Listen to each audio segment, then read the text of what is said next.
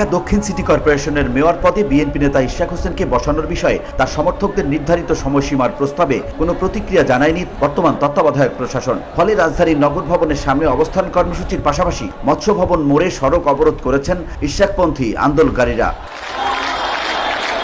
বুধবার সকাল 11:30টার দিকে কাকরাইলের যমুনা ভবনের কাছাকাছি অবস্থান নেন ইশরাক হোসেনের বিপুল সংখ্যক অনুসারী। তার অন্তত 20 মিনিট আগে আইন শৃঙ্খলা রক্ষাকারী বাহিনী যমুনার দিকে যাওয়ার রাস্তা বন্ধ করে দেয়।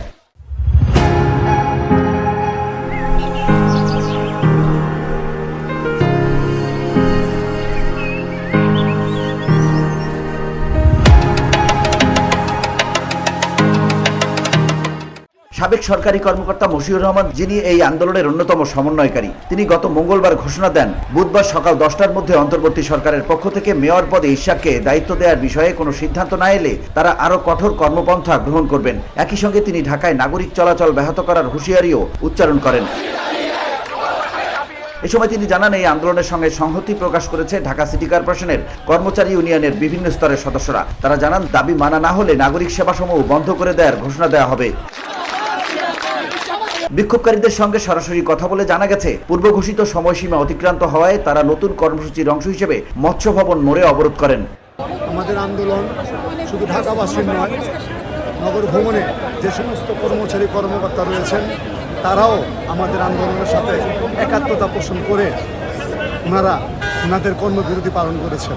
ঢাকাবাসী যেমনি সকালবেলা তাদের পেশাগত অবস্থান থেকে দূরে সরে গিয়ে এই আন্দোলনে শরিক হয়েছেন, ঠিক তেমনি নগর ভবনের প্রতিটি কর্মচারী কর্মকর্তারাও এই আন্দোলনে শরিক হয়েছেন। জনগণের ঢাকাবাসীর আন্দোলনের মাধ্যমে আমরা এই রায় পেয়েছি। আমরা অচিরেই এই রায়ের মাধ্যমে আমাদের জনগণের ভোটে নির্বাচিত, আমার ভোটে নির্বাচিত মেয়র ইঞ্জিনিয়ার ইশরাক হোসেনকে শপথ করিয়ে আমরা অচিরেই এই অপরিচ্ছন্ন ঢাকাকে পরিচ্ছন্ন নগর হিসেবে দেখতে চাই। তিনি ঢাকাবাসীর কাছে না, বাংলাদেশ সহ বহির্বিশ্বে অত্যন্ত জনপ্রিয় তরুণ একজন রাজনীতিবিদ।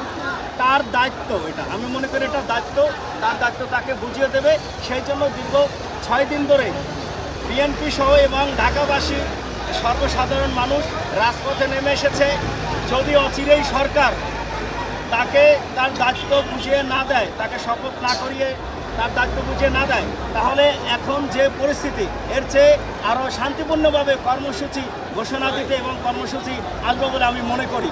সকাল 10টা পেরিয়ে যাওয়ার কিছুক্ষণ পর দেখা যায় ঢাকাবাসী ব্যানারে সংগঠিত আন্দোলনকারীরা মৎস্য ভবনের কাছে জমায়েত হন এবং 10:30টার দিকে তারা মূল মোড়ে অবস্থান নিয়ে যান চলাচল সম্পূর্ণরূপে বন্ধ করে দেন। বেলা 11টার দিকে আশপাশের এলাকায় তীব্র যানজটের সৃষ্টি হয়।